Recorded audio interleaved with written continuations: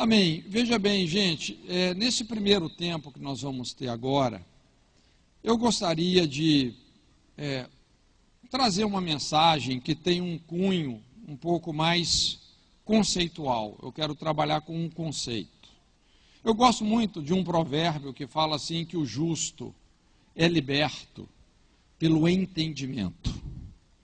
Libertação, gente, começa quando Deus nos liberta da ignorância.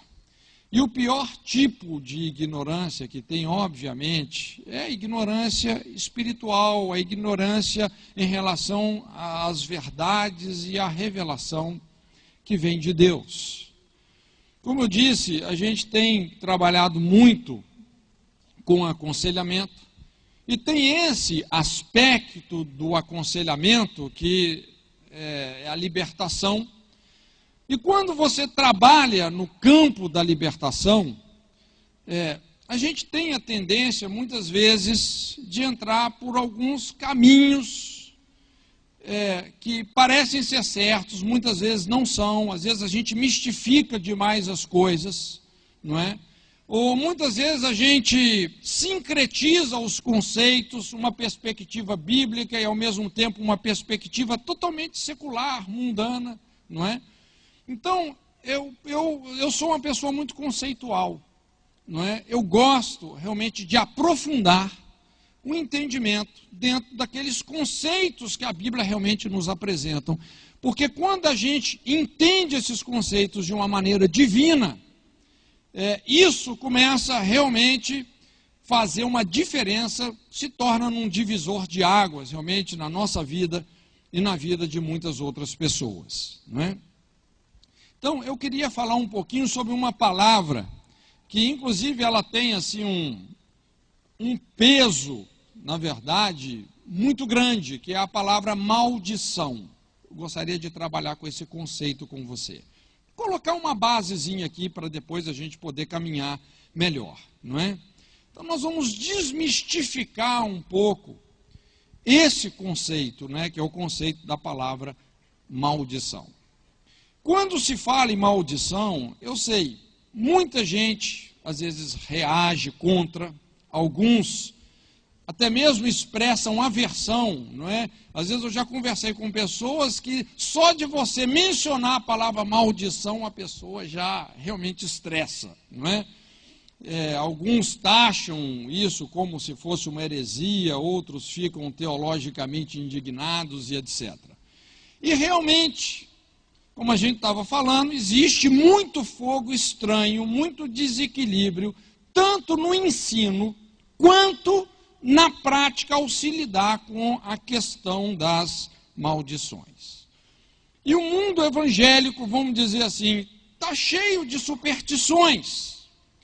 Toda fé sem uma base bíblica é superstição. O que é uma superstição? É uma fé sem base bíblica. É quando você começa a estabelecer uma crença, algo como uma crença pessoal, sendo que isso não tem um respaldo, não tem uma fundamentação bíblica.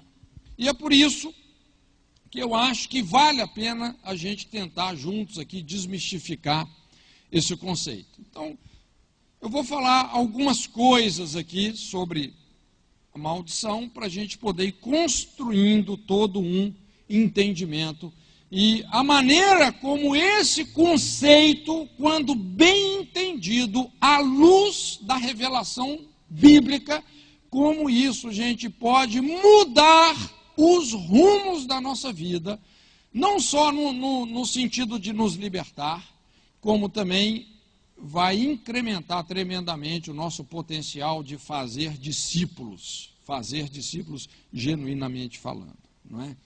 Bom, primeiro aspecto que eu quero colocar é que a palavra maldição, é uma palavra bíblica. É uma palavra bíblica. Primeira coisa, então, é que essa palavra maldição, veja bem, ela não tem origem no ocultismo ou no esoterismo, mas, pelo contrário, é uma palavra bíblica com mais de 200 ocorrências, ou seja, não é algo que deva ser menosprezado.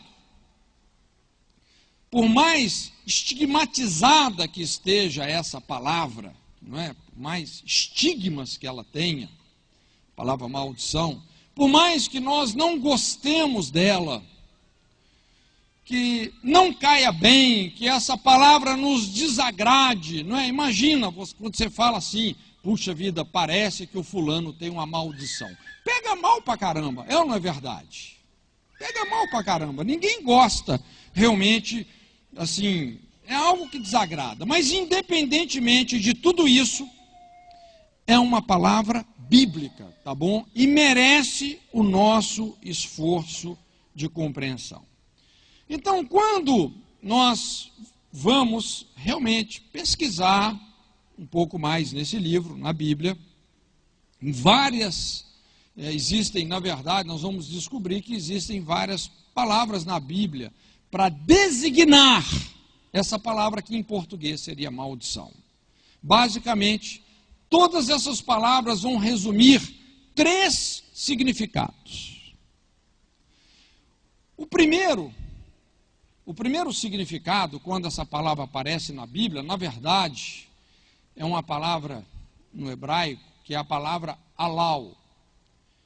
E o sentido dela é esse: o castigo advindo da quebra de um mandamento, uma aliança com Deus, ou a quebra de uma promessa ou um juramento.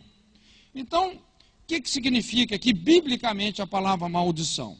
É simplesmente a consequência de você violar os limites estabelecidos por uma lei, ou quando você quebra uma aliança que foi estabelecida, ou um juramento, uma promessa.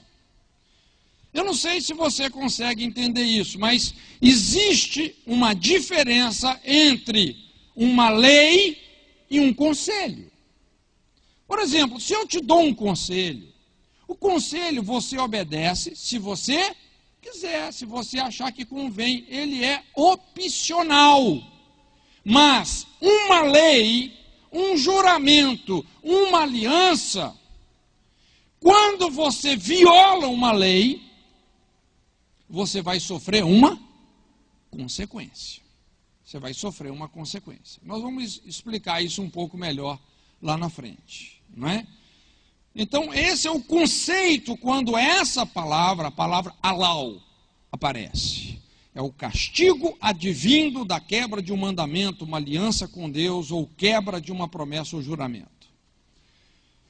No Novo Testamento, nós temos uma palavra que traz um sentido muito parecido, que é a palavra anátema, que em algumas traduções, não é, também é traduzido no português maldito ou maldição. A palavra anátema também significa aquilo que é proibido por força de punição, castigo ou destruição. Então, é algo que foi impedido, está proibido por força de algum tipo de castigo, punição ou destruição. Então, por exemplo, quando a gente estuda lá em Josué, no capítulo 9, que foi, lá sobre aquele texto de Acã, acho que é Josué 6, se eu não me engano. Quando Deus, muito claramente, ele estabeleceu algo, um impedimento. Ele falou, olha, desse despojo vocês não podem tomar.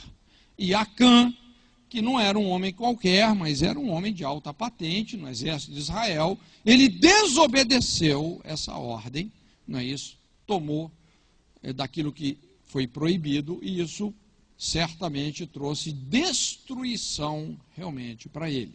A gente pode observar isso também acontecendo lá no Novo Testamento com Ananias e Safira, quando eles fizeram um voto que eles estavam dando todo o valor referente a uma propriedade, só que eles retiveram para eles parte desse preço, que já não pertencia a eles. E tanto um quanto o outro, tanto Ananias quanto Safira, ao sustentarem uma mentira nesse sentido, ambos morreram. Então, quando você realmente viola um mandamento, uma aliança, uma promessa, um juramento, é importante entendermos que isso vai trazer consequências. E a palavra que descreve essas consequências na Bíblia é a palavra maldição. Então esse é o primeiro conceito. O segundo conceito, que também aparece, é isso. É uma situação ativa de aflição ou perseguição estabelecida, onde algo ou alguém está preso, impedido, cativo, não é? Exatamente uma condição oposta àquela de uma pessoa que tem o favor de Deus. Então, de repente, você observa assim, uma pessoa, vamos dizer que em alguma área da vida dela, você percebe que tem um aprisionamento, às vezes na área financeira, às vezes na área sexual, na área conjugal, na saúde, você percebe ali claramente que tem algo que está trazendo uma aflição, um aprisionamento. Então, a palavra para isso é a palavra hebraica arar. Tem algumas outras também, né? E o terceiro conceito aqui para a palavra maldição é aquela maldição advinda por falar mal, praguejar, difamar, execrar, xingar, desejar mal, não é? São muitas palavras, tanto no Antigo quanto no Novo Testamento para isso. Então, é o tipo de maldição que vem que procede do falar e que não se cumpre sem causa. Sobre isso, Jesus nos advertiu claramente: a ninguém amaldiçoeis. Não é isso? A ninguém amaldiçoeis. E nós também devemos abençoar aqueles que nos amaldiçoam. Se você sabe que tem alguém falando mal de você, qual é a única opção que nos resta? É falar: Deus, eu abençoo essa pessoa. É a única opção que nós temos. Nós não temos outra. Eu abençoo essa pessoa. Não é? Então, são as palavras para designar o conceito de maldição. Ok? O castigo advindo da quebra de um mandamento, aliança com Deus, ou quebra de uma promessa ou juramento. Uma situação ativa de aflição ou perseguição estabelecida. E a maldição advinda por falar mal. Aqui a gente pode entender biblicamente o significado dessa palavra. Bom, um outro ponto que eu quero abordar é que quase todas as vezes que a palavra maldição ocorre na Bíblia, ela aparece contextualizada, por incrível que pareça, ao povo da aliança, e não aos descrentes ou ímpios. E talvez isso realmente surpreenda muitos de nós, porque quando a gente pensa assim no conceito sobre maldição, a gente associa a palavra maldição a uma pessoa ímpia, uma pessoa que não conhece a Deus, que está na marginalidade, na criminalidade, não é isso? Então aquela pessoa, não é? Que é uma pessoa maliciosa, ímpia, essa pessoa é amaldiçoada. Existe uma lógica nesse raciocínio? Sim, não é que o raciocínio está errado, só que biblicamente falando, quando você vai estudar sobre o conceito de maldição na Bíblia, o que você descobre? Que praticamente todas as vezes que a palavra maldição aparece, ela está contextualizada, associada ao povo da aliança, ao povo de Deus, os crentes, e não os descrentes.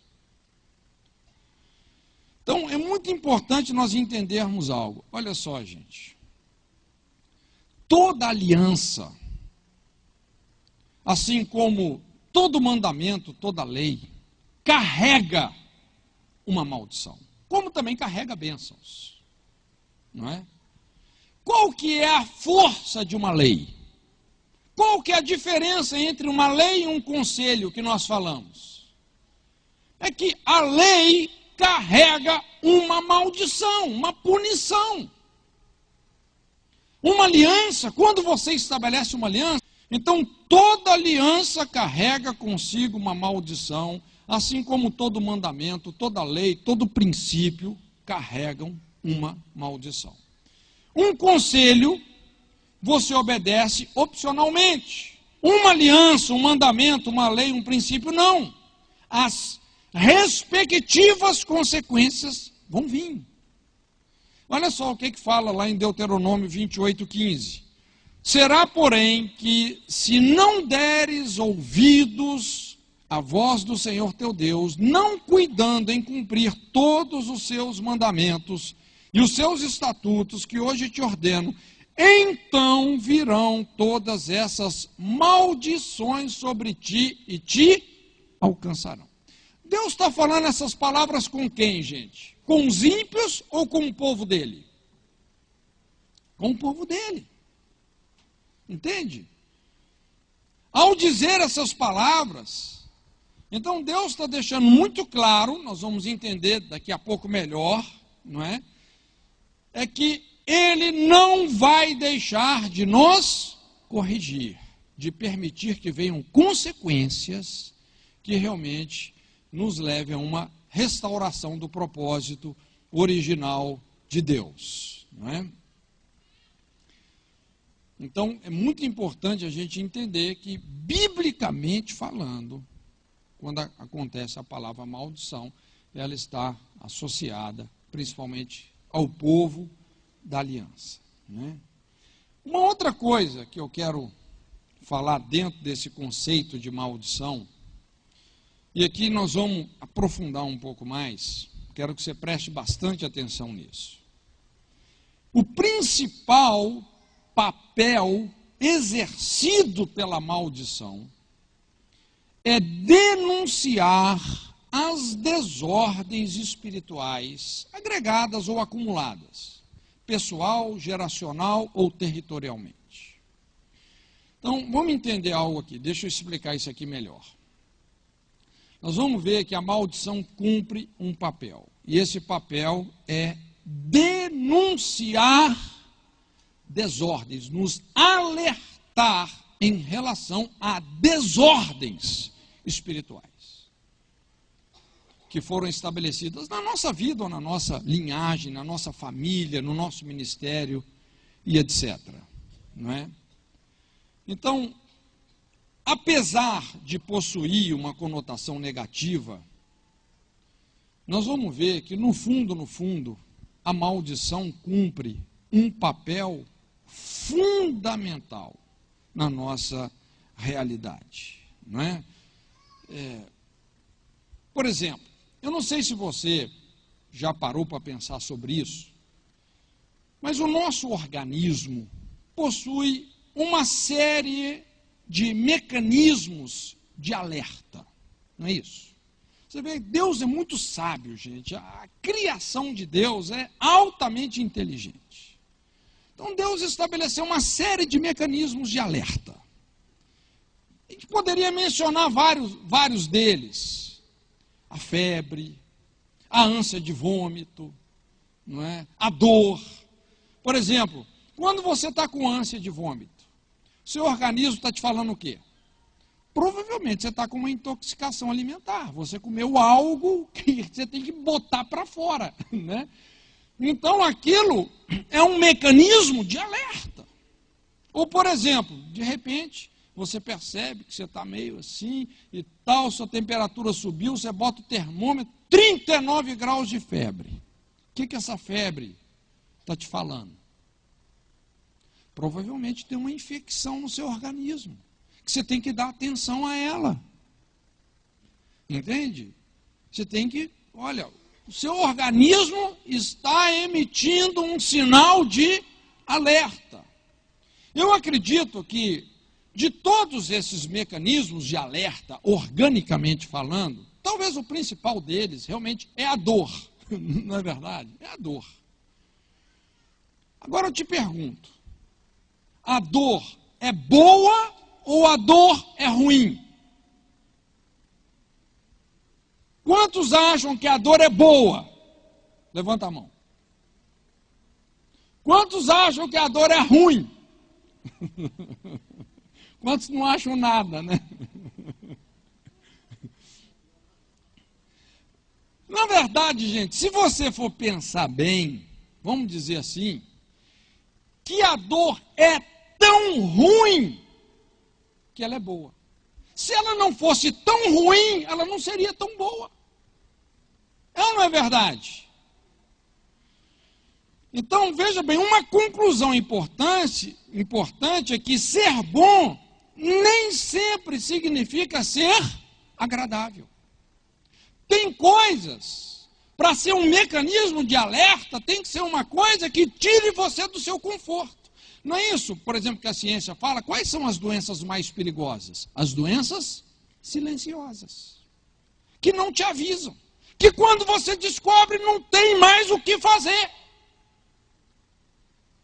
Então, quando você tem uma dor, isso simplesmente indica que existe uma desordem exatamente naquele local, não é? A dor nos avisa que nós precisamos de tratar do problema. Se não fosse por esse alarme, essa desordem ou essa doença poderia evoluir a ponto de colocar a nossa vida em risco. Se eu perguntar aqui, quantos já tiveram uma dor de dente? Todo mundo já teve uma dor de dente. Que dorzinha. Quando o seu dente começa a doer, o que seu organismo está te falando? Olha, tem uma desordem, vá ao dentista. Está lá a vozinha, vá ao dentista, vá ao dentista, vá ao dentista.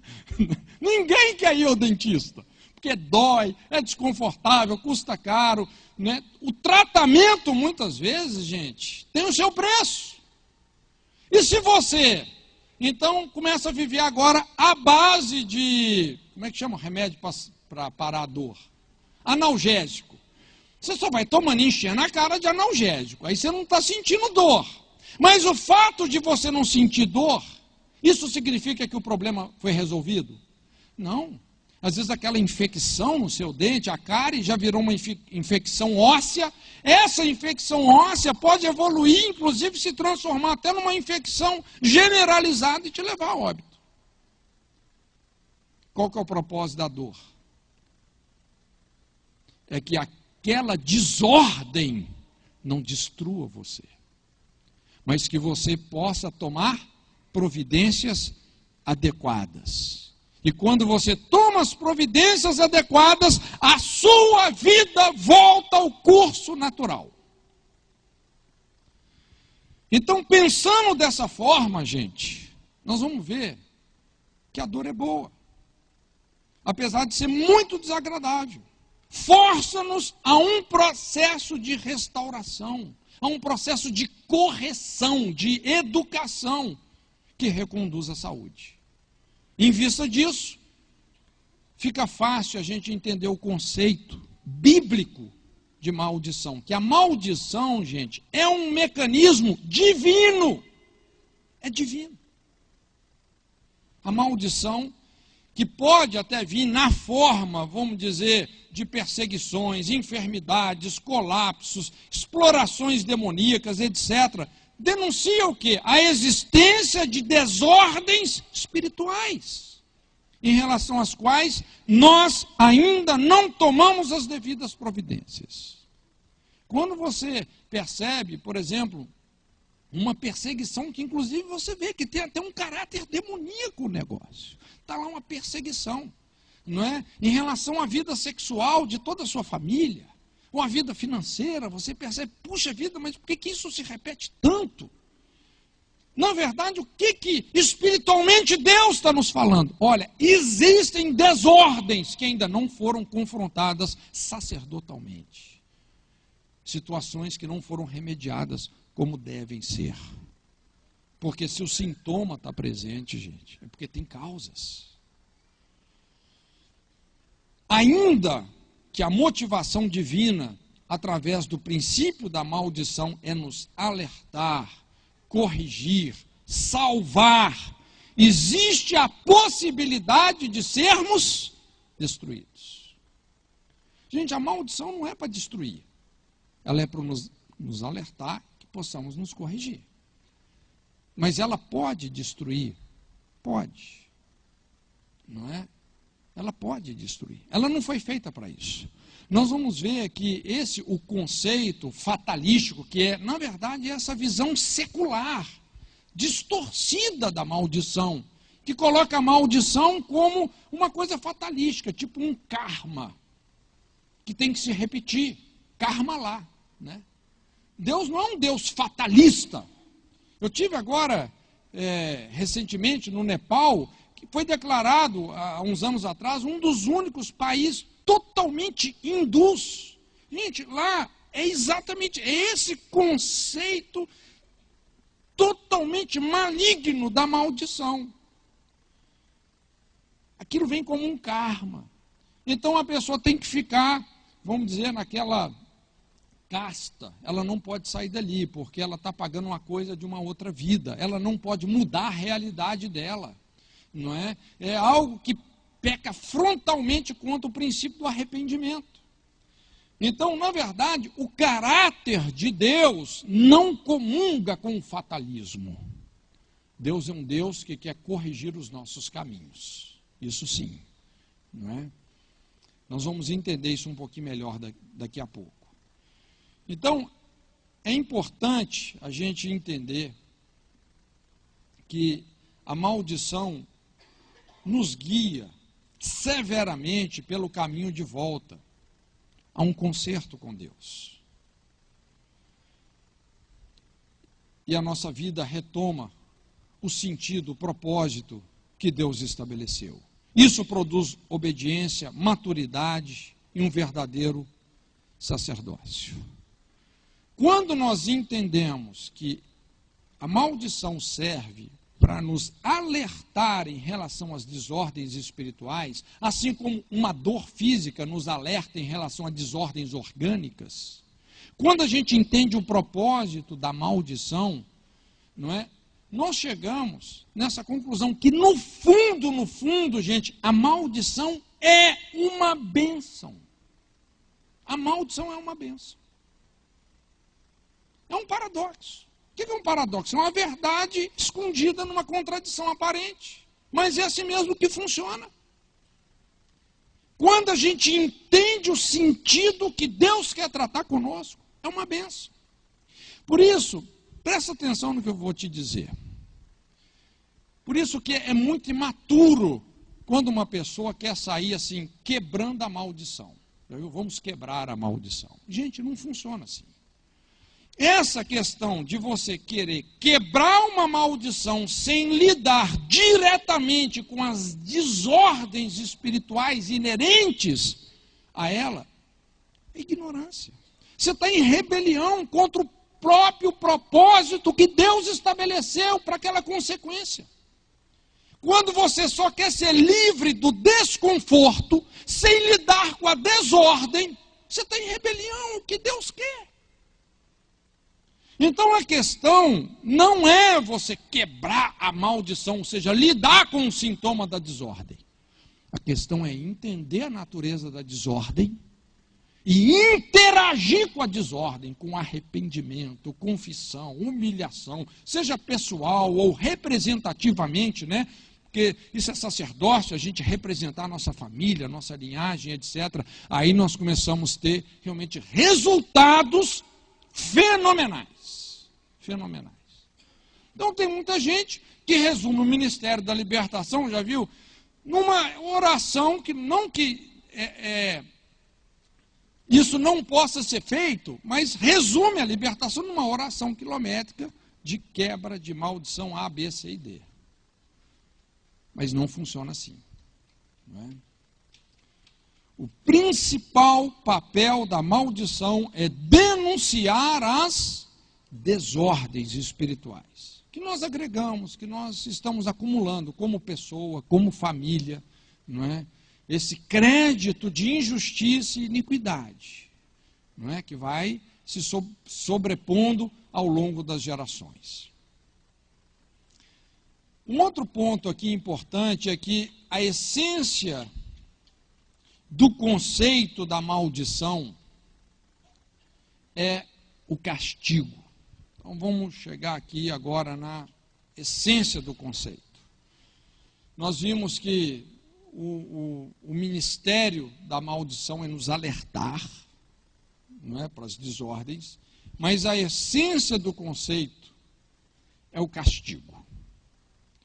Castigo não é uma palavra que a gente gosta de ouvir, não é verdade? Quantos já foram castigados por papai e mamãe? Quantos já tomaram uma boa surra do seu pai ou da sua mãe? Não é verdade? Ninguém gosta de castigo. Principalmente as crianças. Não é? A criança ela não entende a importância do castigo. Quando a gente fala sobre castigo na igreja, lógico, principalmente as pessoas mais imaturas, mais novas, têm repelência, têm alergia a essa palavra. Mas esse verbo, o verbo castigar, na língua portuguesa, é interessante porque vem do latim e significa, no literal, purificar pelo sofrimento. O que é castigar? São dois vocábulos que significam purificar pelo sofrimento.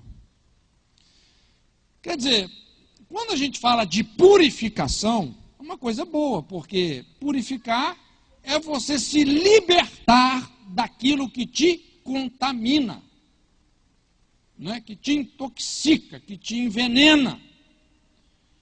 Só que é um método de eliminar a contaminação que envolve sofrimento, envolve dor. O objetivo da maldição, por incrível que pareça, qual que é? É corrigir os nossos caminhos. Quando Deus estabeleceu esse princípio, o princípio da maldição, qual que é a intenção de Deus então? O que ele está deixando claro? Que Deus não abre mão de nos corrigir quando isso for necessário. Deus não abre mão. O que a Bíblia fala em Hebreus 12, 7? Deus corrige o filho que ele ama. Deus corrige o filho que ele ama. Em algumas traduções, na palavra corrigir, fala açoita. Deus açoita. É vara mesmo. Deus açoita quem? O filho que ele não ama. Gente, nós sabemos que quem ama, corrige. Quem ama não deixa a pessoa no erro, não. Quem ama, corrige. Tem compromisso com a verdade e com a maturidade daquela pessoa. Então nós temos a tendência de pensar na maldição como algo negativo, não é isso? Que obrigatoriamente se repete na vida das pessoas como um karma. Porém, na Bíblia, a palavra maldição não tem essa conotação fatalística. Muito pelo contrário, a maldição é uma mensagem que nos ajuda a discernir essas desordens espirituais, reparar pessoalmente e sacerdotalmente os erros, lidar com esse crédito todo de injustiça. Então veja bem, gente, todas as esferas do universo são regidas por leis. Você entende isso? Todas as esferas do universo. Assim como existem leis físicas, existem leis espirituais. Não é? Imagina uma pessoa que fala assim, eu vou quebrar a lei da gravidade. Existe uma lei, né, que é a lei da gravidade, que fala que todo corpo sofre uma atração na direção do centro da Terra, que envolve uma aceleração de 9,8 metros por segundo ao quadrado. Agora imagina, a pessoa fala, eu vou quebrar a lei da gravidade. Aí sobe no 10º andar do prédio, pula lá de cima, cai lá embaixo. Quem quebrou quem? Ela quebrou a lei da gravidade ou a lei da gravidade quebrou ela? Não é? Tem uma lei da termodinâmica que fala, um corpo mais quente vai transferir calor para um corpo mais frio. Se uma pessoa ou intencionalmente ou acidentalmente coloca a mão no fogo, ela vai sofrer o quê? Uma queimadura. Não é que Deus está lá no céu, calculando, falando assim, a hora que ela encostar a mão no fogo, eu amaldiçoo ela com a queimadura. Gente, não funciona assim. A queimadura é a consequência natural de você violar os limites estabelecidos por uma lei. Quem criou essa lei? Deus. Existem também leis espirituais. Da mesma forma. Por exemplo, tem um provérbio que fala assim, a soberba precede a destruição, a altivez de espírito, a queda. É uma lei. Quando você vê uma pessoa agindo com arrogância, presunção, orgulho, você nem precisa ser um profeta para falar, essa pessoa vai ser destruída. Porque é uma lei. A soberba precede a destruição. E quando você tem o discernimento das leis que governam o mundo moral, o mundo espiritual, e você se coloca dentro desses limites, você sempre está na bênção. Mas se você sai de debaixo desse guarda-chuva, as consequências virão. Todas as esferas do universo, gente, são regidas por leis. Espiritualmente as coisas funcionam assim. Lógico, existem não só leis, mas agentes. Assim como tem leis e agentes físicos, existem também leis e agentes espirituais. Satanás e os seus demônios, lógico, eles já foram sentenciados pela lei divina e agora, em virtude da injustiça humana, desempenham esse papel de acusar, afligir, perseguir, roubar, matar e etc. Mas sempre em virtude da injustiça humana. Um reino moral exige um sistema de julgamento. Você entende isso? Um sistema de julgamento. Toda a base do direito judicial está na Bíblia, não é? Todos esses conceitos, que também define os principais elementos de um tribunal, como o juiz, o réu, o advogado de defesa, a acusação, não é? Então nós temos que entender que todo ser humano é responsabilizável. Deus não nos criou como uma pessoa que não possa responder pelas suas escolhas. É um livre-arbítrio, não é isso? Então o livro de Jó mostra como Deus, vamos dizer, deu ao diabo a permissão de monitorar a terra, comparecer perante o seu tribunal, tendo uma ação, lógico que a ação do diabo é limitada à justiça, à tolerância e à bondade de Deus.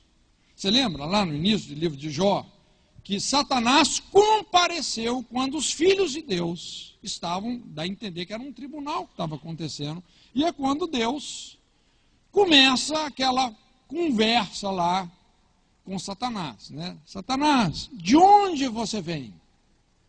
Quer dizer, até a primeira questão que eu acho interessante é essa, né? O diabo pode estar no mesmo lugar que Deus? Pode ou não pode? Biblicamente. Satanás frequenta ou não a presença de Deus? Biblicamente. Frequenta, né? Ele estava lá. Quando Deus viu o diabo, Satanás se apresentou, sai Satanás! Não, Satanás, onde é que você vem? Ah, Senhor, eu venho de rodear a terra e observá-la.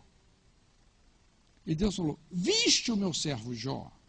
Quem começou a coisa? Foi Deus ou foi o diabo? Viste o meu servo Jó? Ah, vi, Senhor, né? Lógico, o Senhor dá tudo que Ele quer. E realmente, na verdade, o que Deus estava, quando você estuda assim mais profundamente o livro de Jó, realmente você entende quando Jó chega nessa conclusão. Só te conhecia de ouvir falar, agora os meus olhos te veem, realmente Jó assim, tinha muitas viseiras, né, uma dificuldade tremenda de enxergar Deus por causa da justiça própria dele. Quando ele se viu naquela situação, inclusive, não é, Jó chegou realmente a acusar Deus por tudo que ele estava sofrendo, não é?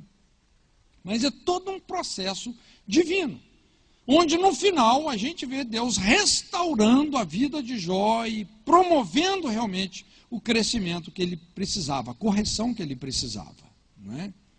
Então a Bíblia não apresenta um conceito de expiação onde o castigo é dispensado com exatidão, não é? Quando a gente pensa sobre a justiça de Deus, nós não colhemos exatamente tudo que nós semeamos, senão ninguém estaria aqui hoje, não é verdade? Graças a Deus pela misericórdia do Senhor, que são as causas de não sermos consumidos, não é verdade? Mas é importante a gente entender que as leis de Deus são razoáveis. Os mandamentos não são apenas proibições negativas, mas são salvaguardas para todos. Quando a lei divina proíbe o furto, por exemplo, isso resguarda o direito de propriedade.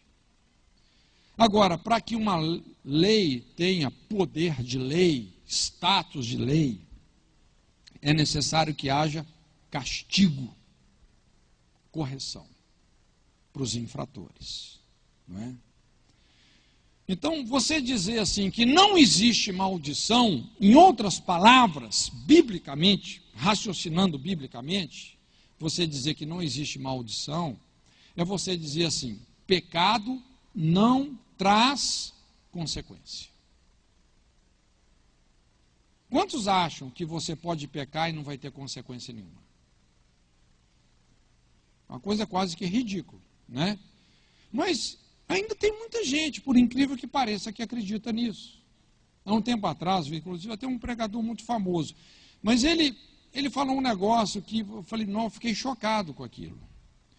Ele fez uma afirmação mais ou menos assim, ele falou assim, olha, irmãos, tal, todos os nossos pecados já estão perdoados em Cristo, mas ele estava falando isso num contexto de que, olha, todos os pecados já estão perdoados em Cristo, não importa o que você faça, os seus pecados já estão perdoados. Há uma certa verdade nisso? Sim, de certa forma, Jesus morreu para que todos os pecados sejam perdoados. Mas quando eu faço disso uma liberdade para fazer o que eu quero, qual que é o grande erro disso? Eu estou esquecendo que isso vai trazer consequências. Na minha vida, no meu matrimônio, na vida dos meus filhos, dos meus netos e por aí afora. Normalmente, quem são as pessoas que mais sofrem quando você trata de consequência de pecado? São os filhos. Todo pecado produz uma culpa de caráter pessoal, mas uma consequência de caráter coletivo e geracional. Quando Adão pecou, a morte passou a todos os homens, não é? Então, funciona assim. Mas é muito importante nós entendermos, gente, quando a gente lida com esse conceito da maldição, que a essência, o que Deus mais quer com isso é nos corrigir. Eu não sei quantos já leram, assim, cuidadosamente, Deuteronômio 28, Levítico 26, que fala ali sobre as bênçãos e as maldições. Mas você pode observar que o intuito de Deus é lidar com a apostasia do povo. Entende? É lidar com a apostasia. Olha, se vocês violarem a minha aliança, os mandamentos, derem as costas para mim e tal, então vão vir essas e essas maldições. Para ver se a pessoa cai em si, vem a vara. Aí não corrigiu. Então vai vir 7 vezes pior. Não é? É aquela história. Por isso, gente, que a gente tem que saber lidar com esse conceito. Entender a correção de Deus. Nós vamos ver que um dos princípios mais poderosos para se lidar com a maldição é esse: amor à correção. Você tem que amar a correção. Quando você ama a correção, aí sim, aí você lida com a maldição. Eu perguntei aqui, quantos tomaram a surra, ou seu pai te deixou de castigo, sua mãe te deixou de castigo? Adianta você fugir do castigo? Quando você foge do castigo, o que vai acontecer depois com você? A situação vai melhorar ou vai piorar porque você fugiu do castigo? Qual que é a tendência? É piorar. Então, é interessante, você já percebeu na Bíblia, porque a Bíblia, na verdade, o relacionamento de Deus é um relacionamento com uma nação, com uma dinastia, com uma família. Deus tratou Israel como um filho. E esse filho começou a desobedecer a Deus de maneira contumaz, não é? Se prostituindo com os ídolos da terra, desde lá o reinado de Roboão. E foram passando vários reis e Deus falando: olha, vocês têm que se arrepender dessa idolatria e tal, senão assim como a terra vomitou os cananeus, vai vomitar vocês vão ser castigados, vocês vão ser desterrados. Mas eles não deram ouvidos. E Deus, de uma forma longânima, foi levantando os profetas que madrugavam, não é? E exatamente, já viu quando seu pai vai te falando: meu filho, continua assim, você vai apanhar. Você continua, você vai apanhar. E uma hora, o negócio acontece, é ou não é verdade? Aí veio, realmente, primeiro o desterro de Israel, Samaria, foram para a Síria, inclusive foram destruídos, são as 10 tribos perdidas da casa de Israel, nunca mais voltaram. E depois vem o cerco de Jerusalém, quando eles são levados para a Babilônia. E, inclusive, Deus estabeleceu o tempo do castigo. Quantos anos eles iam ficar lá em Babilônia? 70 anos. Nós estamos falando de uma nação, não é? 70 anos. Vocês vão ficar 70 anos lá. E Deus falou: quem não for para a Babilônia de castigo, quem não for, quem fugir do castigo, vai morrer a espada, a peste ou comido de fera. Já viu quando seu pai te dá um cheque? Ou você vai para o castigo, ou você entra num caminho de morte. E realmente, eles ficaram 70 anos em Babilônia, por causa da idolatria. Babilônia era a terra dos ídolos. Deus deu uma overdose de ídolos para eles. Olha, o povo de Israel tem problema com tudo, menos com a idolatria. Desarraigou a idolatria deles. Um castigozinho básico, uma correção. Correção. Qual que é a essência do princípio da maldição? Correção. Como eu falei, muitas vezes pode até ser que um dos agentes da maldição é até o diabo. Nesse sentido, o diabo é um servo de Deus. Não é?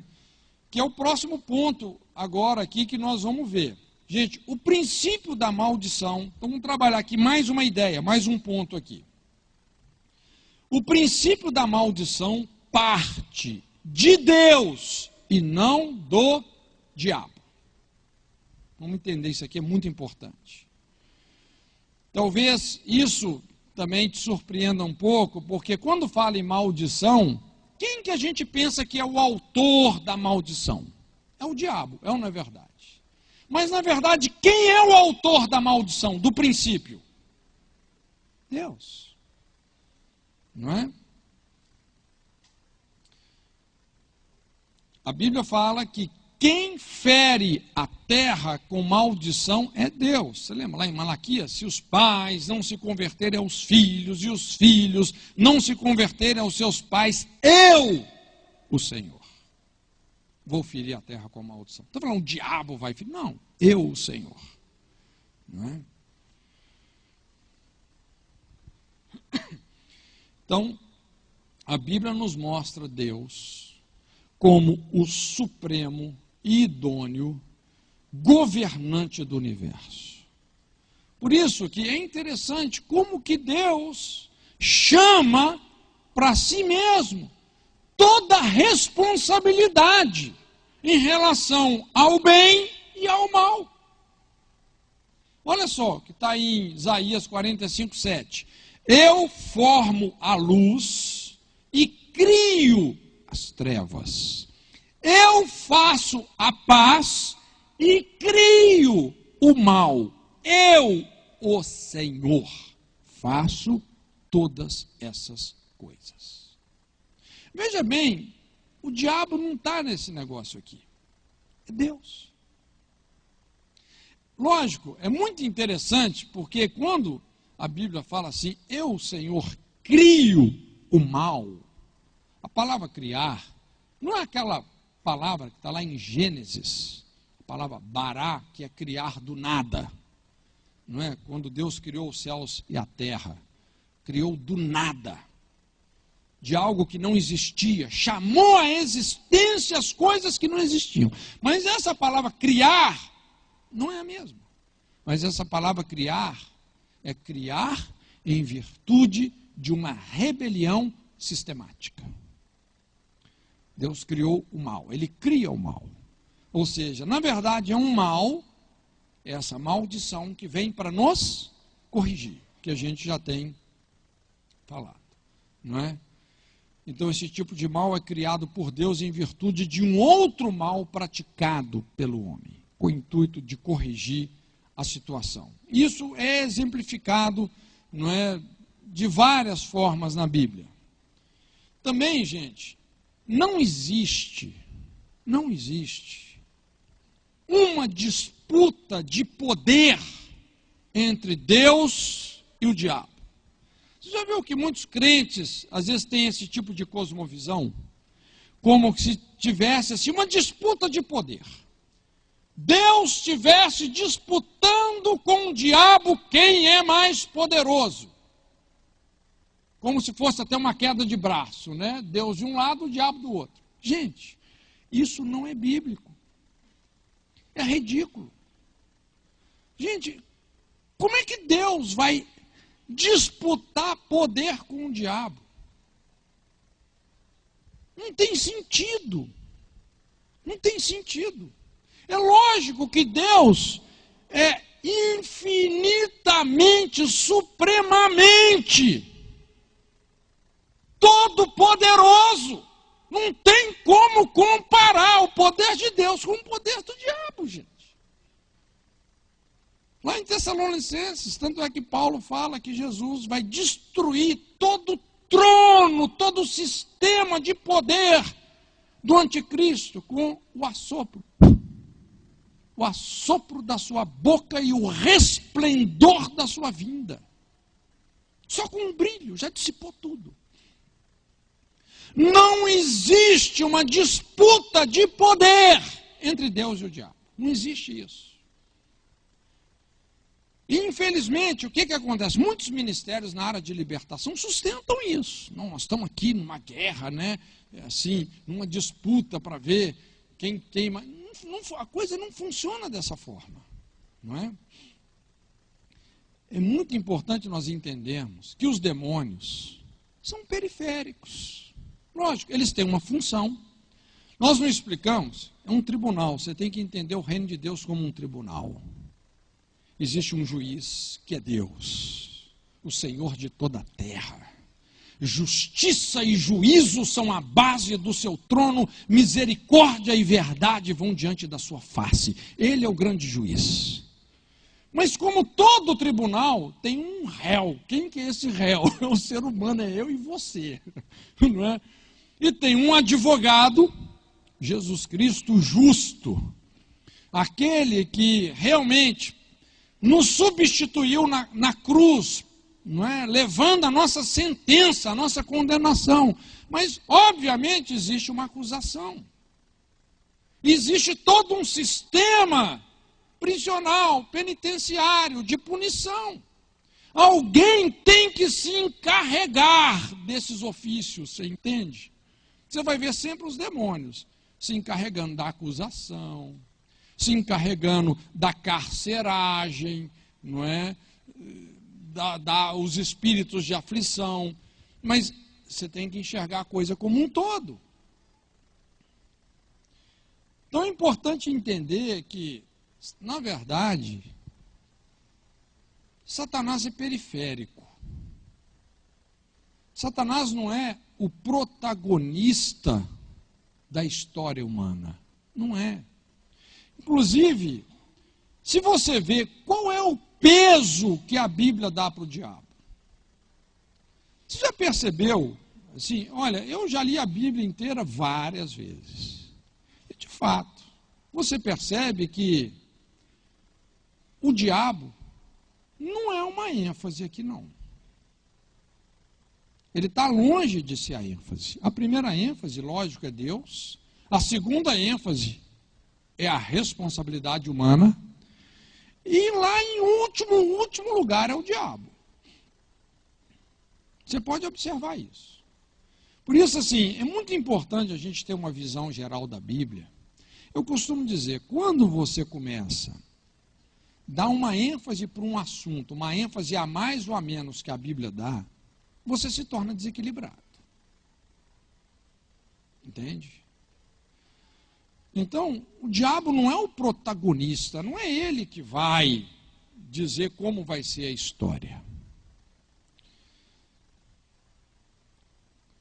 A princípio, realmente somos nós mesmos. Como Pedro fala, Satanás anda ao derredor. Ele é periférico. Ele é periférico. É lógico que se você é uma pessoa desatenta, não é? Uma pessoa que entra por um caminho de carnalidade, de injustiça, o diabo vai esfregar as mãos. E a gente não deve ignorar. Jesus disse, ele veio para matar, roubar e destruir. Entende? Mas ninguém tem que ser refém do diabo.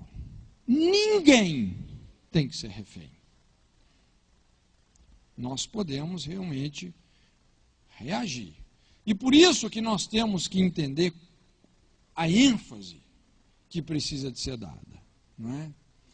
Esse capítulo 28 de Deuteronômio, a gente tem ali uma lista de maldições que viriam como consequência da desobediência à aliança estabelecida com Deus. Isso ficou bem acordado, não é?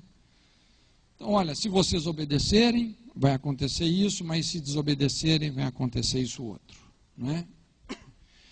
Quando você lê todas aquelas maldições, são mais de 50 versículos, gente. Deus expressando como ele corrigiria as desobediências do povo, não é? Então, aquilo não é um criador zangado, perdendo o controle de si mesmo, fazendo ruindades. Mas também não é aquilo não está demonstrando uma ruindade ou uma fraqueza no caráter de Deus. Então Deus está dizendo que vai punir assim, assim, assim, como se Deus fosse um Deus descontrolado e que tem uma fraqueza de caráter. Não. Esse mesmo Pai Celestial foi revelado em Jesus. A provação de Jesus no Getsêmani e a cruz continham tentações a um comportamento vingativo, vamos dizer assim, maiores do que qualquer personalidade no universo toleraria. Na verdade, aquilo está falando que Deus tem um compromisso em nos corrigir. E é por isso que nós realmente podemos confiar nele. De certo modo, a maldição ela pode ser vista, então, como essa ausência do favor necessário de Deus. Muitas pessoas entendem que Deus é santo, que o pecado causa retirada da sua presença, mas é importante entender que o mundo espiritual, gente, não tolera o vácuo. Então, a pior coisa que pode acontecer com um indivíduo, com uma nação, seja o que for, É aquele veredito que veio no ministério de Eli, quando realmente veio aquela sentença, Icabode. Foi-se a glória de Deus. Esse é o problema maior, gente.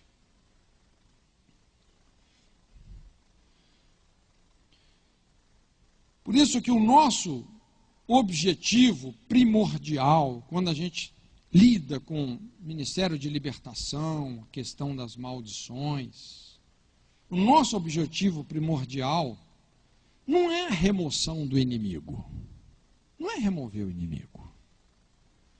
Lógico, eu falei, o mundo espiritual ele não tolera o vácuo.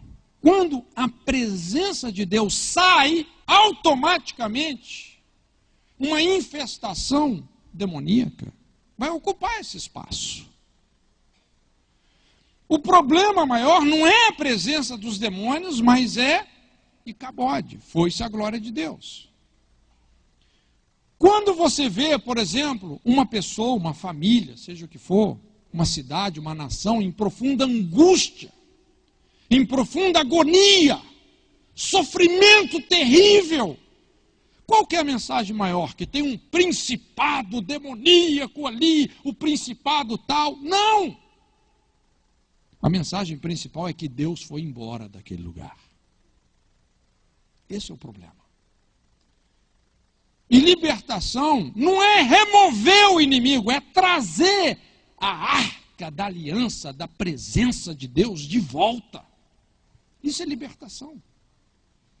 Não é ficar berrando, gritando com o principado.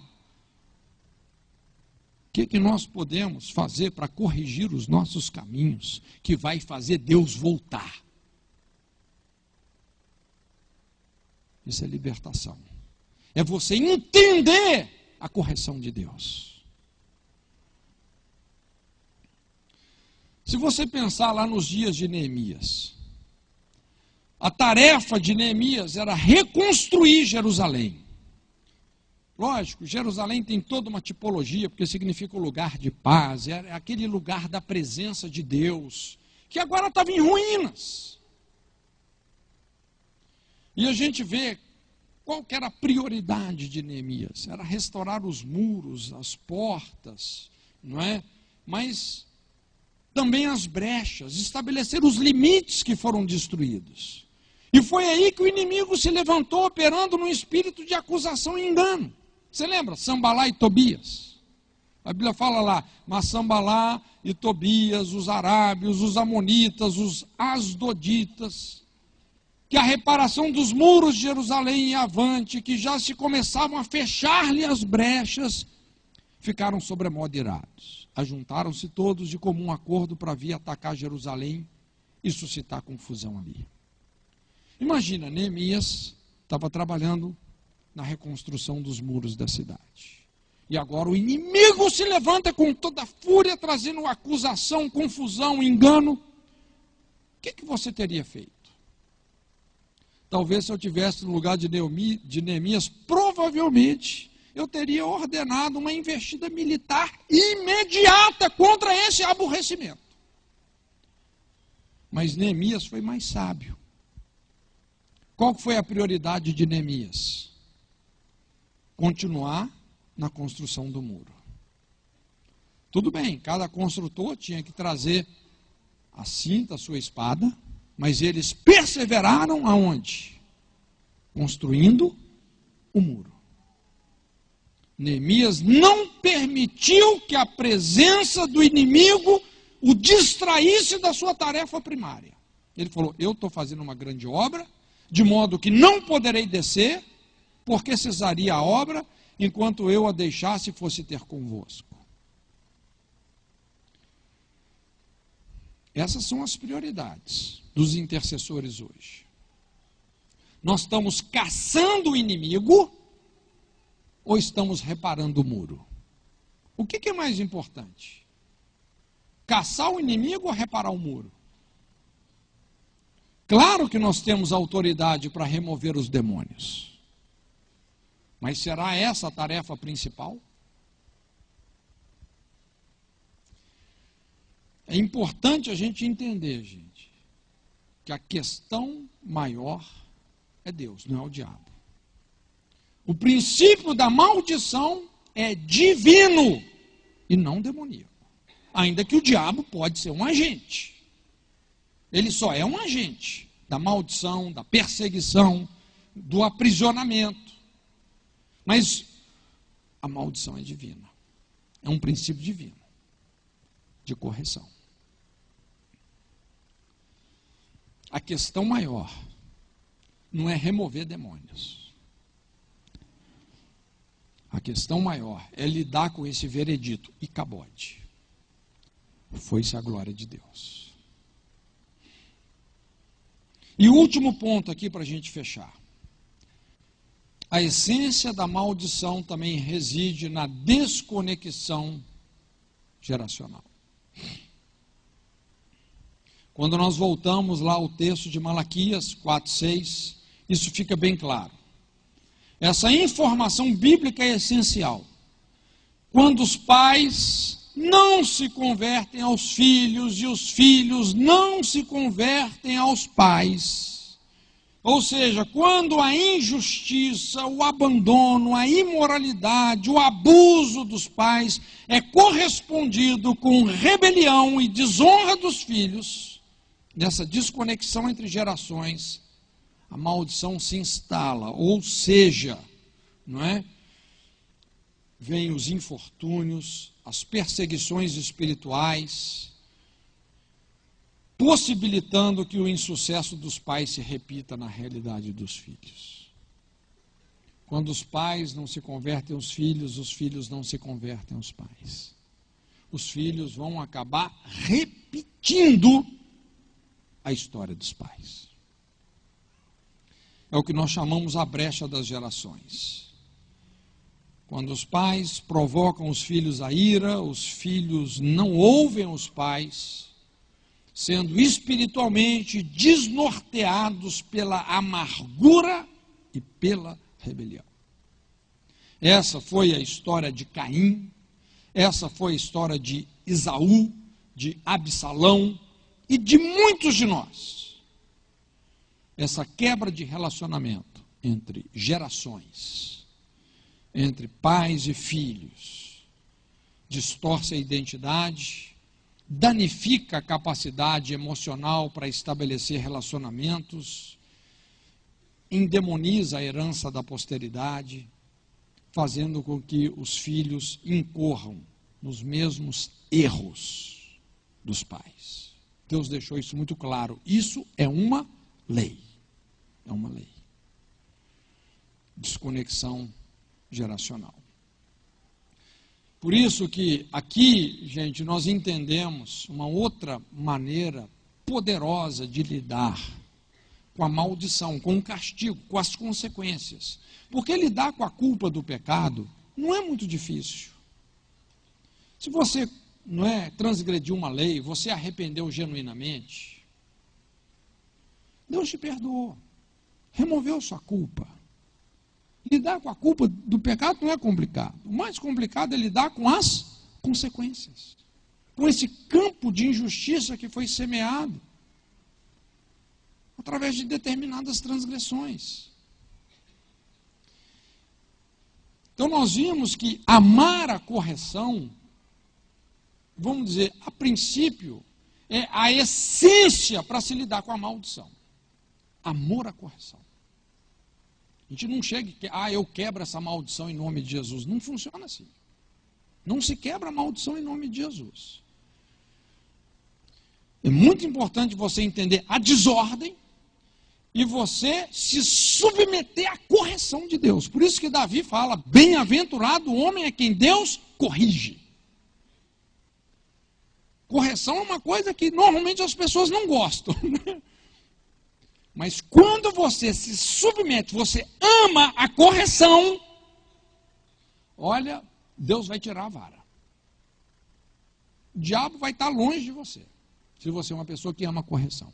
E a outra maneira de lidar com a maldição é a intercessão, a reconciliação. É você ser um agente de reconciliar as gerações. Reconciliar matrimônios, pais e filhos, raças. A Bíblia fala que é para isso que o sangue de Jesus foi derramado. Para desfazer a barreira entre gregos e gentios, homem e mulher, servos e senhores, derrubar as barreiras. Porque o castigo se fundamenta na desconexão. Quando alguém reage à injustiça com amargura, essa pessoa vai repetir a injustiça que ela foi vítima. É uma lei. Quando os pais não se convertem aos filhos e os filhos se rebelam e desonram os pais, eles vão fazer pior que os pais fizeram com eles. É uma lei. Nós temos que nos colocar nessa brecha. Você se lembra daquele episódio quando o povo de Israel foi guerrear contra os amalequitas? E foi bem interessante porque Amaleque era um inimigo terrível, e na Bíblia, se você estuda sobre Amaleque é uma tipologia da carnalidade. E foi interessante que Moisés estava liderando a nação, e Deus deu a seguinte orientação: Moisés foi para um monte interceder, juntamente com Arão e Hur, enquanto Josué e o povo foram para o campo de batalha. E começou a acontecer algo bem interessante, porque a Bíblia fala o seguinte: quando Moisés levantava os seus braços, Josué prevalecia contra os amalequitas, contra os inimigos. Mas quando ele abaixava os seus braços, os amalequitas prevaleciam. Negócio interessante isso.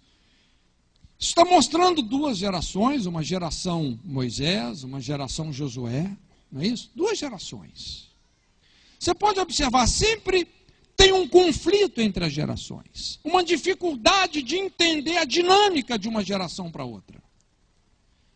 Mas a geração mais velha não prevalece sem a mais nova, e a mais nova não prevalece sem a mais velha. Josué e o povo não prevalece sem Moisés, e Moisés não prevalece sem Josué. Lógico, a geração mais velha tem mais sabedoria, mais experiência, mas cansa mais rápido, já não tem aquele vigor de antes. A geração mais nova tem força, resistência, mas não tem tanta sabedoria, tanta maturidade. Um precisa do outro. Quando Moisés abaixava os braços, o que acontecia? Amaleque prevalecia. Mas ainda bem que Moisés estava bem assessorado. Ele tinha Arão e Hur, que representam uma liderança sacerdotal, uma liderança diaconal. Eles assentaram Moisés na rocha, não é isso? Uma posição de descanso. Seguraram os braços, cada um segurou um dos braços, os braços de Moisés eram pesados. Você não imagina o peso que tem o braço de um líder, né? Mas a responsabilidade que alguns líderes carregam.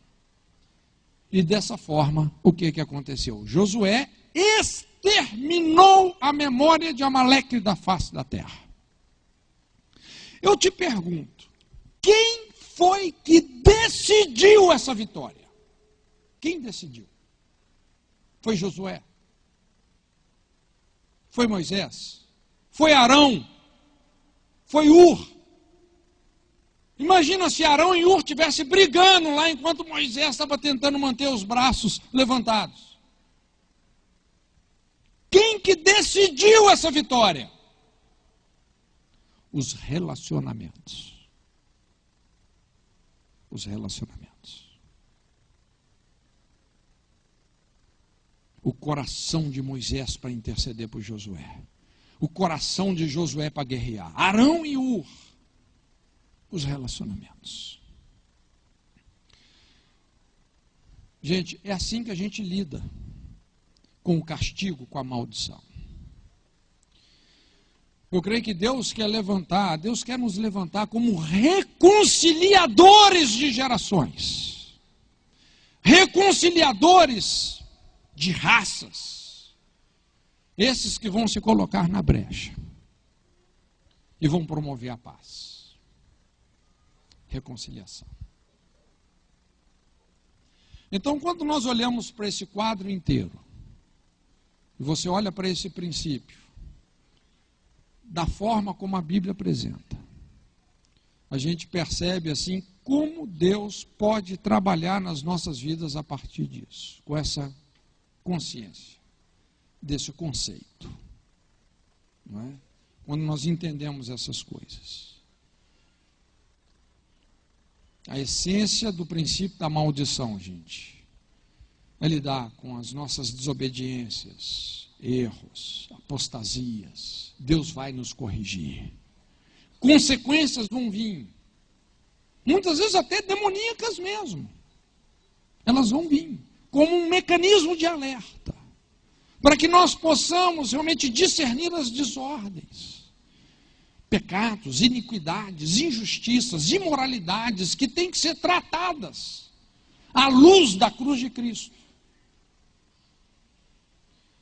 E quando nós lidamos com as desordens, nos colocamos debaixo dos princípios certos, nós vamos experimentar vida e paz.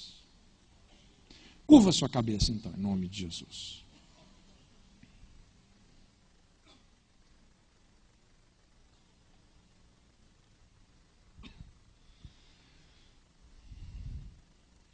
Deixa o Espírito Santo falar com você um pouco.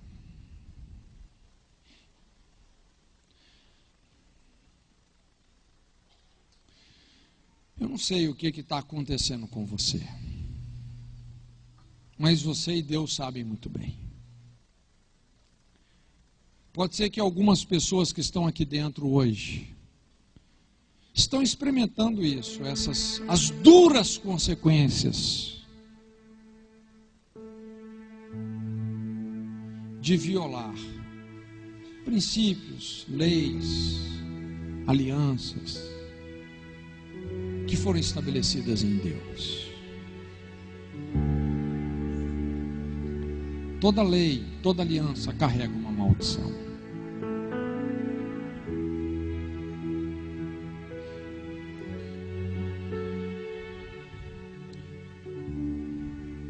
As coisas não funcionam como uma mágica. Ah, vou passar por uma libertação e vou ser livre disso aqui. Não, não funciona assim. Você não pode querer transferir uma responsabilidade que é sua para qualquer outra pessoa ou ministério que seja. Você tem que entender as desordens, escolhas que talvez você fez e não devia ter feito,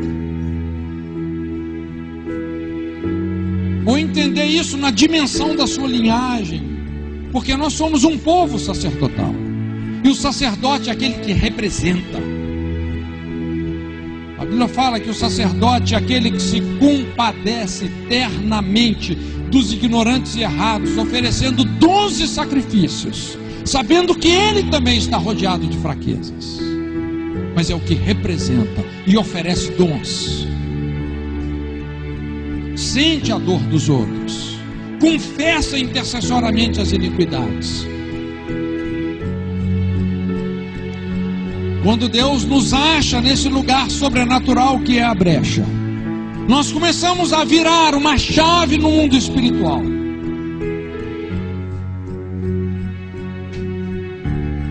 Redimindo as iniquidades, restaurando os lugares antigamente assolados de geração em geração, como diz Isaías, deixando para nossa posteridade um novo céu e uma nova terra, onde a justiça e a paz vão prevalecer.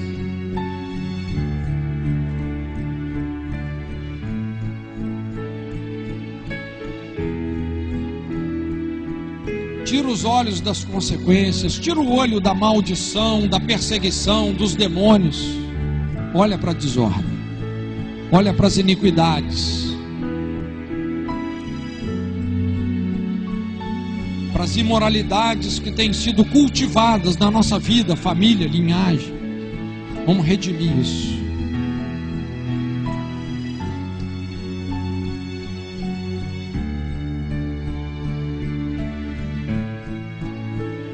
Se você precisa de fazer algum conserto com Deus no seu coração, faça.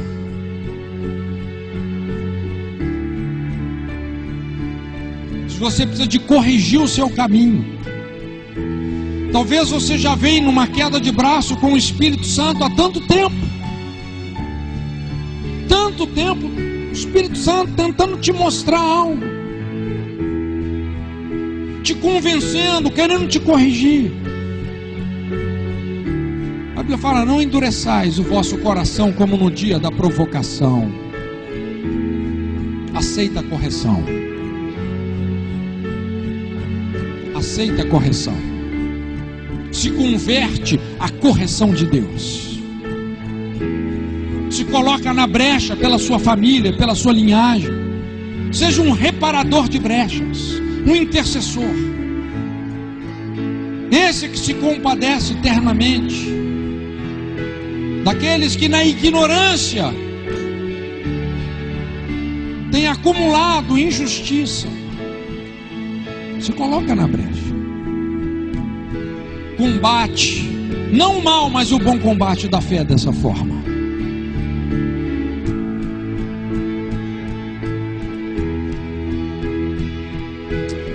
Obrigado, Senhor. Obrigado, Pai.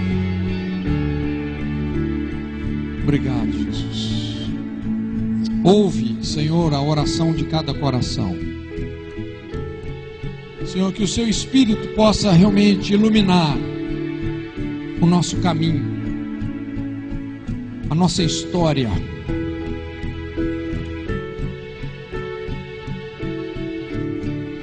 Senhor, nós queremos entender realmente o caminho que nós fizemos. Queremos entender o tipo de caminho e sistema que a nossa família tem produzido nas nossas vidas. E dá-nos a sabedoria, Senhor, de entrarmos como agentes redentores. No nome de Jesus. No nome de Jesus.